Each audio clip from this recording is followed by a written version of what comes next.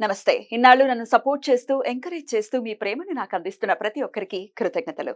అలాగే ఈ వీడియో కూడా ఖచ్చితంగా మీకు ఉపయోగపడుతుంది. లైక్, షేర్ అండ్ సబ్స్క్రైబ్ చేసి మీ సపోర్ట్‌ని నాకు అందించండి. అలాగే ఈ వీడియో పట్ల మీకున్న అభిప్రాయాన్ని కామెంట్ సెక్షన్‌లో కామెంట్ చేసి తెలియజేయండి.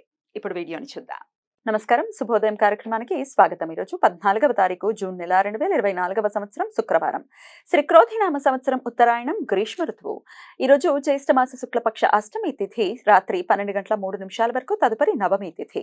ఉత్తర ఫల్గుని నక్షత్రం ఈరోజు పూర్తిగా. సిద్ధియోగం రాత్రి 7:08 వరకు, తదుపరి వ్యతిపాత యోగం.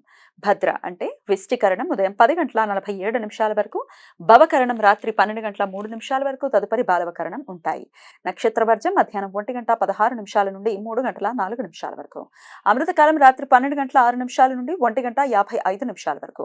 హైదరాబాద్ ప్రాంతం వారికి సూర్యోదయం ఉదయం 5:42 సూర్యాస్తమయం సాయంత్రం 6:51 చంద్రోదయం మధ్యాహ్నం 12:21 చంద్రాస్తమయం రాత్రి 12:47 అభిజిత్ ముహూర్తం పగలు 11:50 నుండి మధ్యాహ్నం 12:43 వరకు.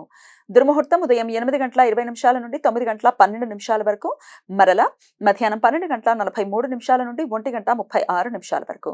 రాహుకాలం ఉదయం 10:38 నుండి మధ్యాహ్నం 12:17 వరకు. గుళిక కాలం ఉదయం 7:20 నుండి 8:59 వరకు. యమగండం మధ్యాహ్నం 3:34 నుండి సాయంత్రం 5:13 వరకు. ఈరోజు మాస దుర్గాష్టమి. ప్రతి నెల శుక్లపక్ష అష్టమి రోజు దుర్గాదేవిని పూజించడం సాంప్రదాయం. భక్తులు ఈ రోజు దుర్గాదేవిని శుక్లాదేవి, బ్రాహ్మణీదేవి రూపంలో పూజిస్తారు.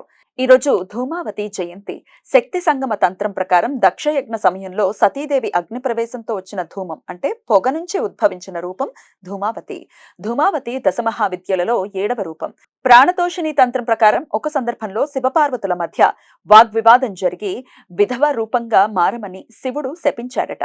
తంత్రశక్తి అయిన ధూమావతి మధ్య వయస్సు కలిగిన విధవ స్త్రీగా, సన్నగా పీలగా పాలిపోయిన ముఖంతో, మాసిన పాత దుస్తులు ధరించి చెదిరిన జుట్టుతో ఉండే రూపం. ఒక చేతిలో జ్ఞానంతో నిండిన ఒక బుట్టతో, మరొక చెయ్యి వరదా ముద్ర చిన్మయ ముద్రతో ఉండి, గుర్రం లేని రథం మీద కాకులు తలపైన ఉండే రూపంగా ఉంటుంది అని రూపవర్ణన. గుహ్యాతి గుహ్య తంత్రం ప్రకారం ఈ శక్తిని పూజించడం వలన వాక్శుద్ధి, వాక్చాతుర్యం, భాష మీద పట్టు కలుగుతుంది అని నమ్మకం. పేదరికం తొలగుతుంది అని, రోగ నివృత్తి జరుగుతుంది అని, ముఖ్యంగా భ్రమలతో కూడిన తీవ్ర మానసిక రోగాలు నయం అవుతాయని నమ్మకం. ఈరోజు నెరయన రవి మిథున రాశిలోకి రాత్రి 12:27 ప్రవేశిస్తాడు. కాబట్టి రేపు మిథున సంక్రాంతి. తమిళ సాంప్రదాయం ప్రకారం రేపటి నుండి ఆణి మాసం అంటే మిథున మాసం ప్రారంభమవుతుంది. పితృదేవతలకు శ్రాద్ధ విధులను నిర్వర్తించడానికి అనుకూలమైన షడశీతి పుణ్యకాలం రేపు సూర్యోదయం నుండి మధ్యాహ్నం 12:17 వరకు ఉంటుంది. ఈ సమాచారాన్ని మనకు అందించిన వారు మేడికొండూరు విశ్వనాథ్ ప్రసాద్ గారు.